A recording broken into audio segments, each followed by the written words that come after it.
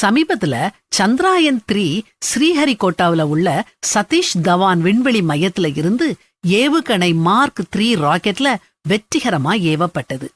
இது நம்ம எல்லாருக்கும் தெரிஞ்ச விஷயம்தான். இந்தியர்களாய நாம பெருமைப்பட வேண்டிய விஷயம்.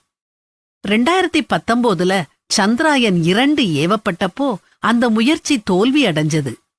சந்திரனோட மேற்பரப்புல தரையிறங்குவதற்கான 2வது முயற்சி தான் இது. சரி, இதுல ஆச்சரியப்பட வேண்டிய காரியம் என்னன்னா, சந்திராயன்-2 அனுப்ப முயற்சி செஞ்சப்போ வெற்றி அடிப்படையிலான வடிவமைப்ப அமைச்சாங்க. அதாவது சக்சஸ் பேஸ்டு டிசைன். ஆனா இப்போ சந்திராயன்-3 அனுப்பும்போது அதுக்கு பதிலா தோல்வி அடிப்படையிலான வடிவமைப்ப இஸ்ரோ ஏத்துக்கிட்டுச்சு. அதாவது ஃபெயிலியர் பேஸ்டு டிசைன்.